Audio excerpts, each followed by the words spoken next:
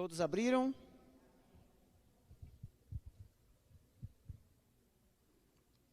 Três 10 diz assim, olha. Como está escrito, não há justo nenhum sequer. O capítulo 3 do livro de Romanos, ele traz-nos a compreensão de que todos nós somos pecadores. E que se depender de nós mesmos para sermos salvos, nós estamos perdidos. E esse versículo, ele já começa dizendo que não há justo nenhum sequer. A pergunta é, existe alguma pessoa justa aqui, que não comete erros, não comete falhas e não comete pecados? E no mundo inteiro, será que existe alguma pessoa justa? Quando nós olhamos para esse texto e outros textos que a gente vai ler aqui, nós temos a compreensão completa de que, de fato, não existe justo e nenhum sequer. Mas que todos nós somos necessitados da graça de Cristo para podermos obtermos a salvação, que é o que há de mais precioso para cada um de nós. Olha o que diz no versículo 23 do livro de Romanos, capítulo 3, versículo 23. Pois todos pecaram e carecem da glória de Deus. Esse texto aqui, ele diz que alguns pecaram? Diz que alguns pecaram? Não. Diz que todos pecaram. E todos carecem da glória de Deus. Agora, um pouco mais à frente, Romanos capítulo 5, versículo 12, aí mesmo, nessa página mesmo, vai dizer, ó. Portanto, assim como por um só homem entrou o pecado no mundo, e pelo pecado a morte, assim também a morte passou a todos os homens, porque todos pecaram. Então, de forma muito clara, esses versos diz para mim e para vocês, todos vocês são pecadores. Todos vocês cometem erros, falhas e pecados. E se depender da sua justiça própria para obter a salvação, vocês estão perdidos. Salmos, livro de Salmos, capítulo 51 do livro de Salmos. Vou esperar todos acharem aí.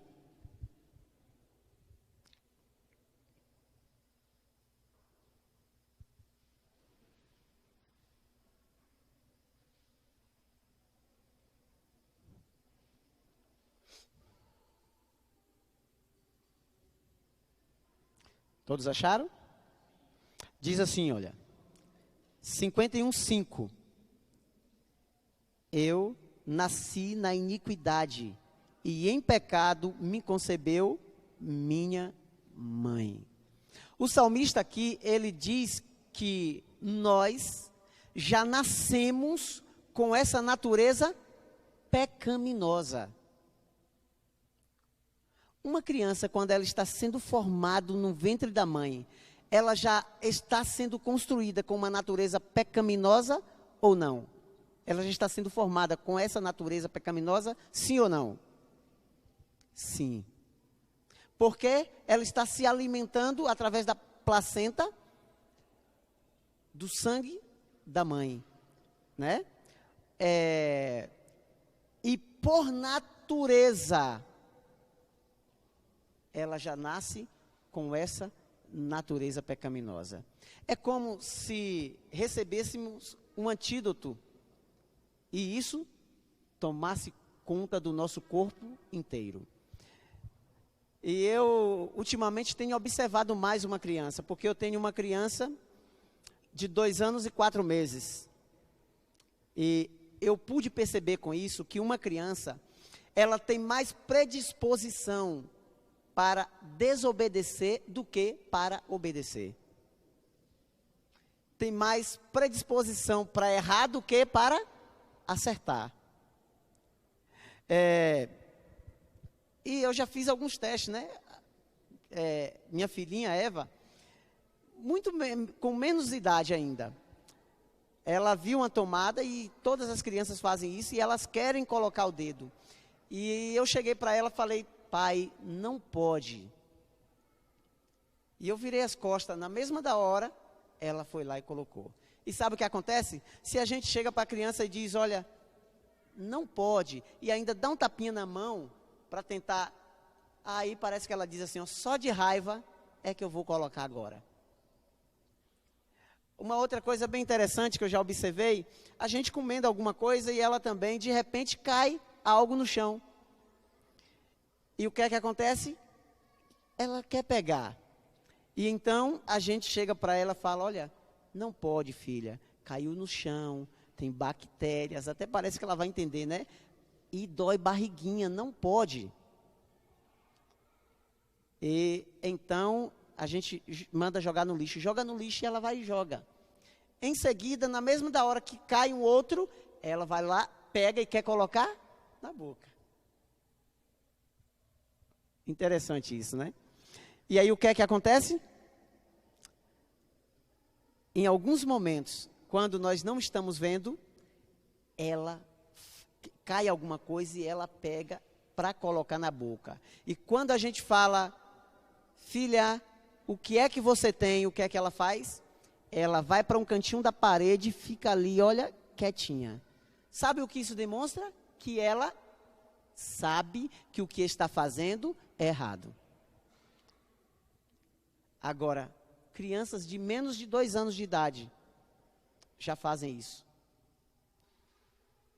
A gente começa a perceber o quanto essa natureza está impressa dentro do ser humano. E aí a gente começa a perceber o quanto nós somos mais necessitados de Cristo, para que Ele possa, através da sua ação em nossa vida, ir desfazendo essa natureza dentro de nós. E o salmista vem aqui e diz exatamente isso. O salmista vem e diz, olha, eu nasci na iniquidade, e em pecado me concebeu minha mãe. Olha o que diz aí no versículo 14. Versículo 14.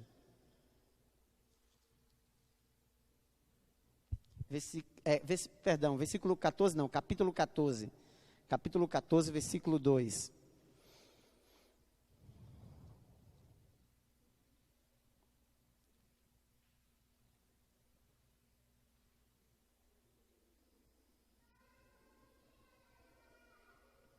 Diz assim: do céu olha o Senhor para os filhos dos homens, para ver se há quem entenda, se há quem busque a Deus.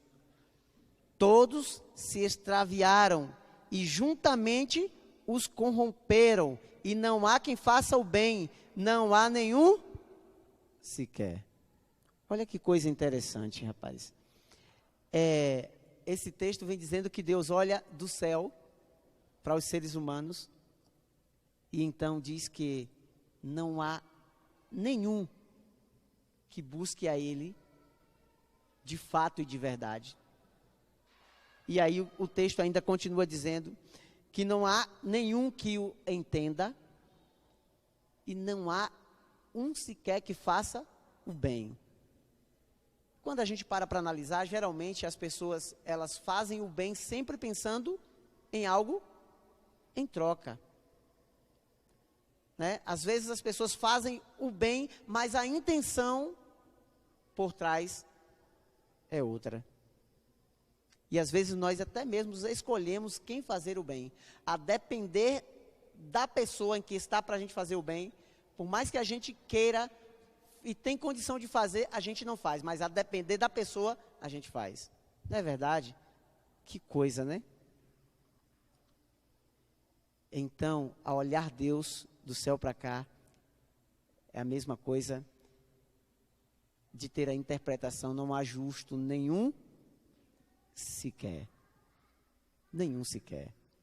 Quando nós analisamos esses textos, nós chegamos à compreensão, mais uma vez, repito, de que todos nós somos pecadores, de que todos nós cometemos erros, cometemos falhas, cometemos pecados, e de que todos nós somos necessitados da justificação de Cristo para sermos salvos. De que se depender de nós, todos nós estamos perdidos. E aí me lembra, sabe o quê? O texto de Romanos 6, 23, que diz que o salário do pecado é a morte, mas o dom gratuito de Deus é a vida eterna em Cristo Jesus. O salário do pecado, a consequência do pecado é morte. Se nós somos pecadores, o que nós merecemos então? Morte. Mas diz que o dom gratuito de Deus, o dom é um dom imerecido. O dom gratuito de Deus é a vida eterna em Cristo Jesus. Falhas? E a outra pergunta é, diante dessa compreensão que nós temos, de que todos nós somos pecadores, qual é a solução para cada um de nós? Olha o que diz Romanos, volta lá para Romanos.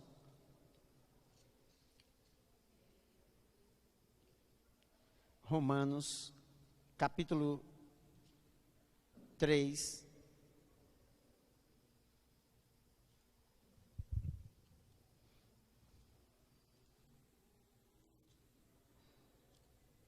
Versículo 28.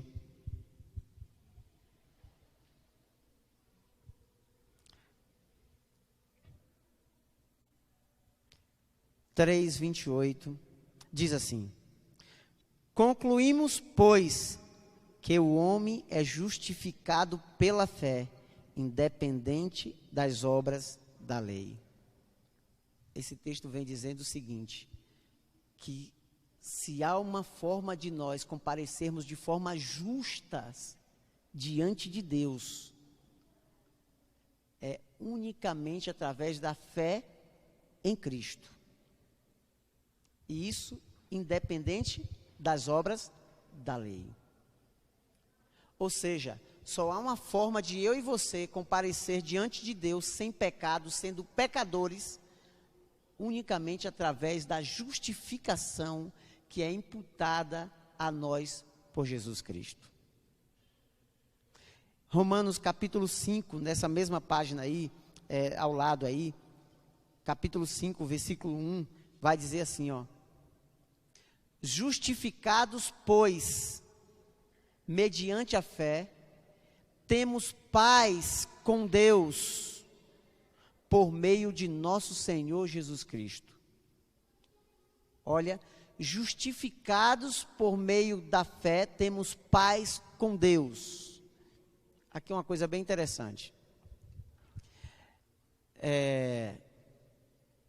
Eu e você, ao deitar, poderíamos perder o sono diante de erros, falhas e pecados que já foram cometidos por nós e até mesmo diante daqueles em que a gente comete, até mesmo sem querer cometer.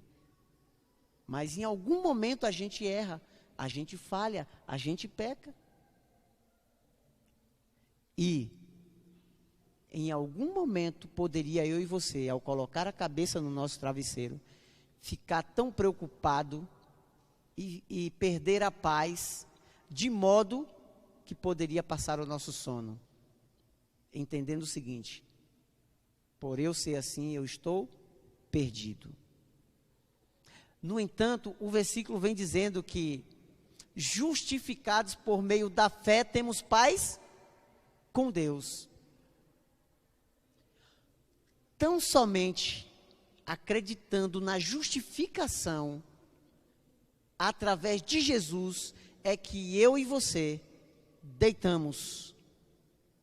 E mesmo sendo nós pecadores, falhos, cometedores de erro, pegamos no sono e dormimos em paz. Existem várias pessoas que ao deitar não conseguem dormir. Por quê?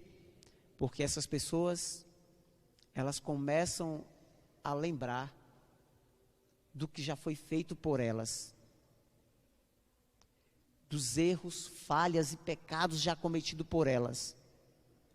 E isso a ponto de tirar a sua paz, de modo que lhe passa o sono e não consegue dormir.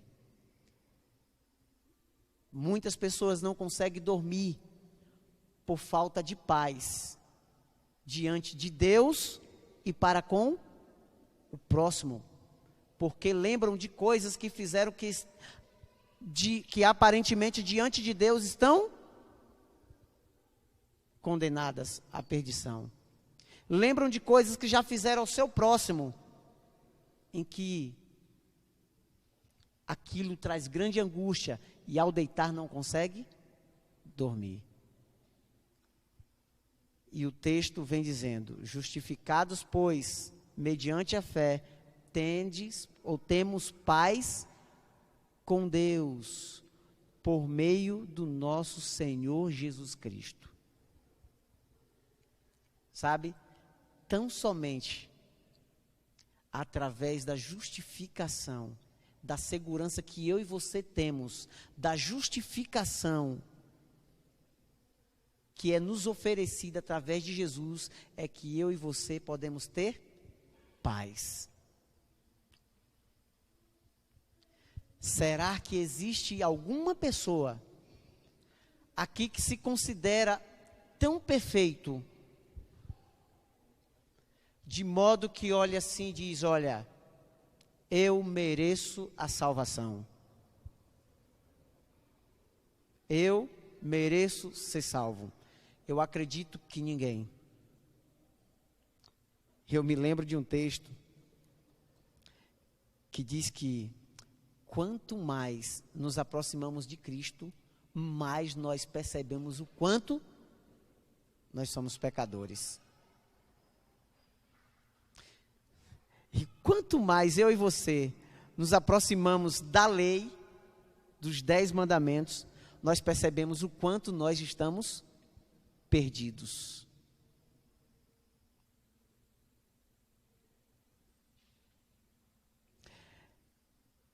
Agora, somos justificados através de Jesus.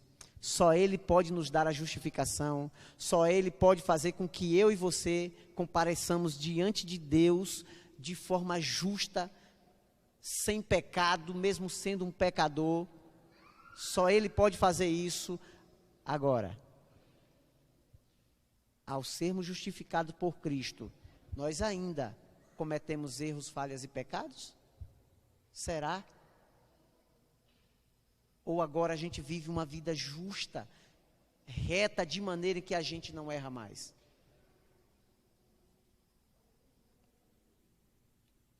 Romanos capítulo 7 vai nos dizer algo bem interessante.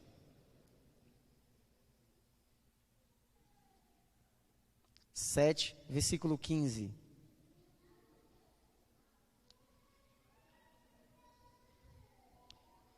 Diz assim: porque nem mesmo compreendo o meu próprio modo de agir, pois não faço o que prefiro e sim o que detesto.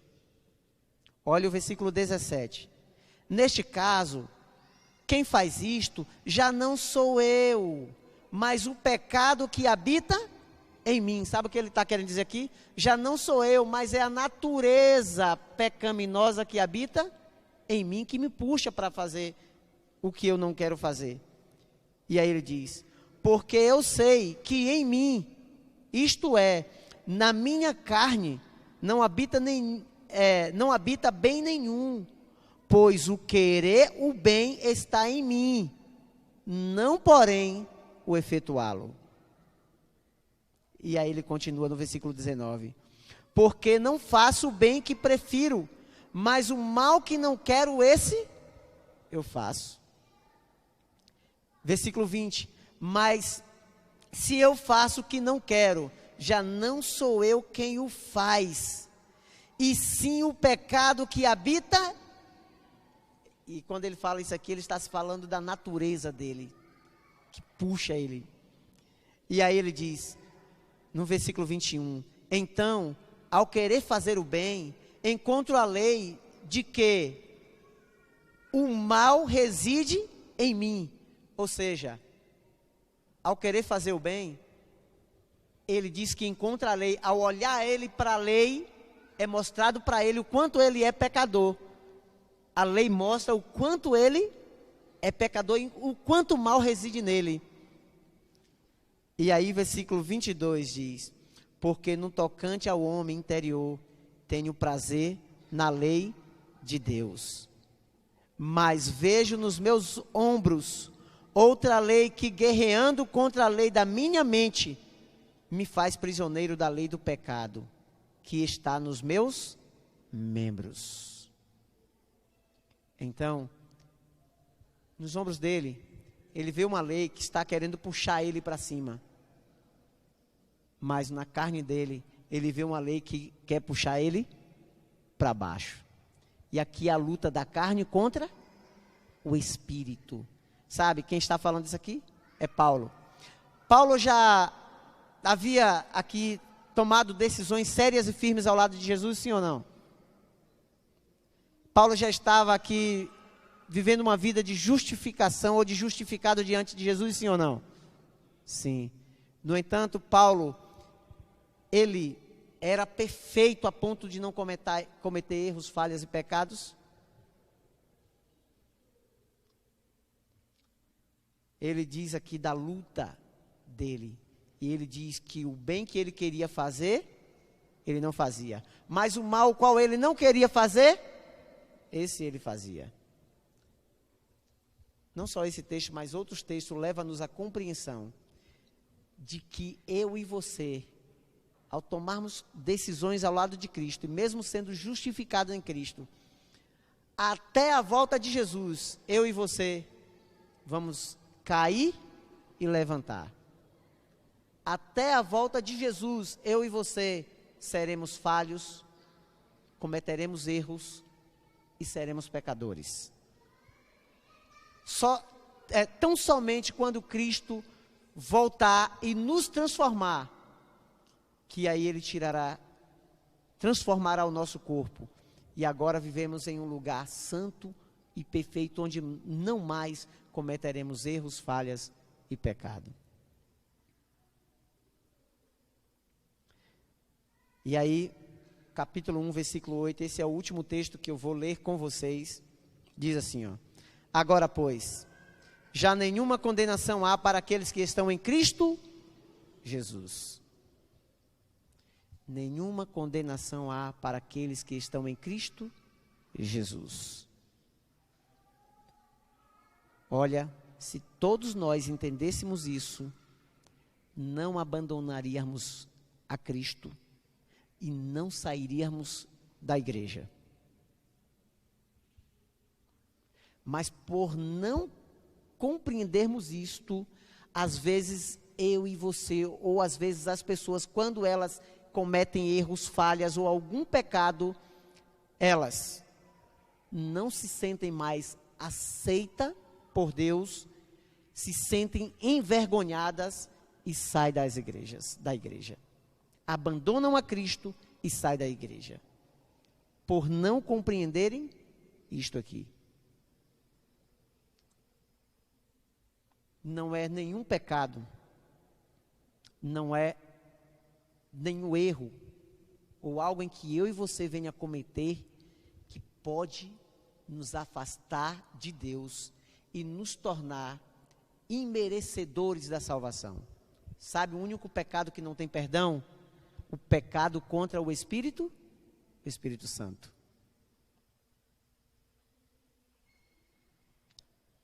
E a gente precisa compreender isso. Sabe por quê? Muitas pessoas saem da igreja por conta de algum problema que teve financeiro e não podem mais devolver dízimos e ofertas. Sabe o que acontece? Elas se sentem rejeitadas, a palavra não é essa, não. Elas não se sentem mais aceitas por Deus, ficam com vergonha e saem da igreja. Sabe o que acontece? Quando uma pessoa cai, comete um adultério, sabe o que acontece? Elas não se sentem mais aceitas por Deus, ficam com vergonha e saem da igreja.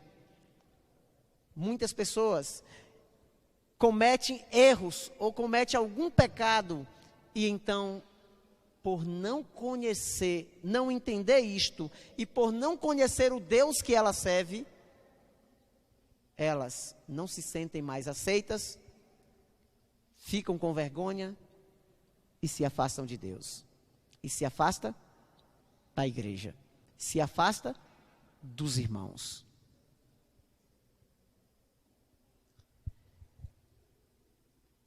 Isso é super importante para cada um de nós. Sabe?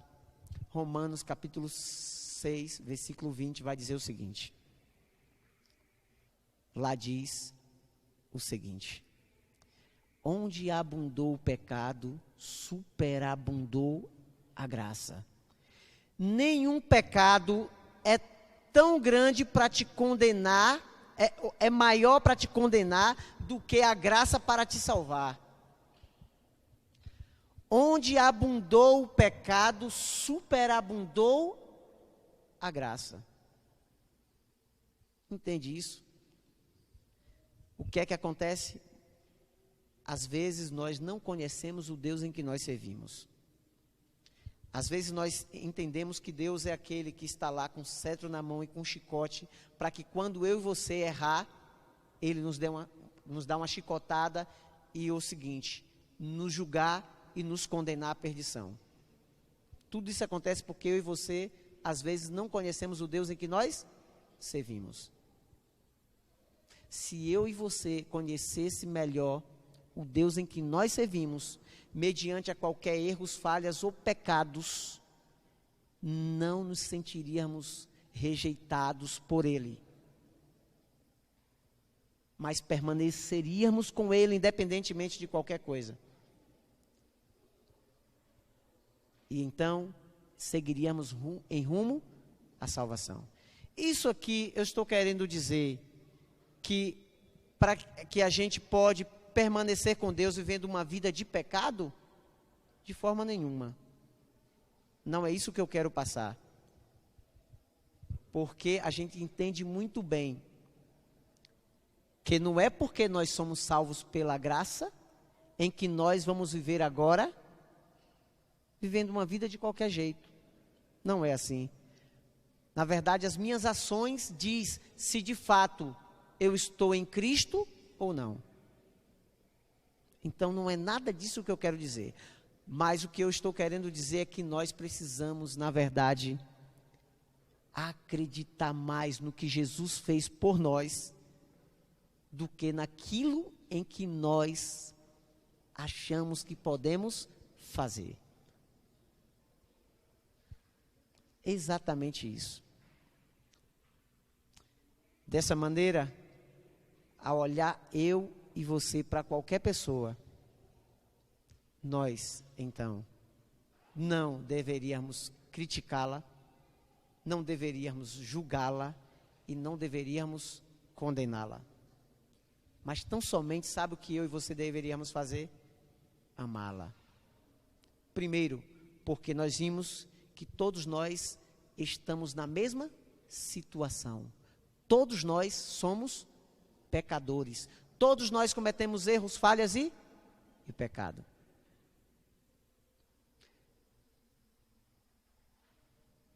Ao entender isso, nós então temos a obrigação e a necessidade de tão somente acolher e amar as pessoas.